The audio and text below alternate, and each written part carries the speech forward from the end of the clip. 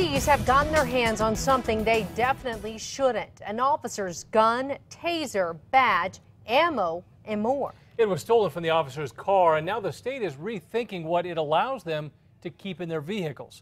News 13's Gabrielle Burkhart is in the Newsplex with that story.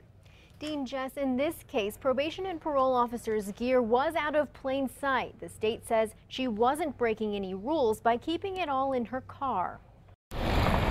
It happened over the weekend in this quiet El Dorado neighborhood in Santa Fe. It's concerning to me because, first of all, I don't like to hear about theft in the neighborhood. Deputies say multiple cars were broken into, including a probation and parole officer's personal SUV. It was parked in her driveway, but it's what was stolen that has law enforcement on edge. It is unsettling to know that that equipment is out there and we don't know where it is or what's being done with it. A woman called deputies Sunday when she found a probation and parole bag on the side of the road. Missing from it, a duty belt, .40 caliber handgun, baton, a badge, taser and cartridge, and 2 boxes of ammunition.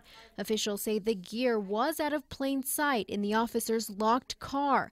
That's allowed, but it may not be for long. There's no violation of policy. For now, Acting Director Rose Bobchek is telling officers to take gear inside their homes when they're off duty. Until we fully review the policy to make sure that we ensure that our equipment is safe. Probation and parole says the officer was moving and had a lot of personal items in the SUV too. Much of it was also stolen.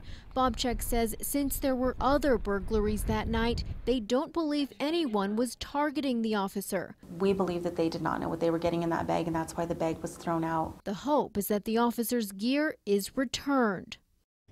Deputies sent a be on the lookout for the weapons. The gun is also in the national database, so all law enforcement agencies can keep an eye out for the stolen items. Back to you.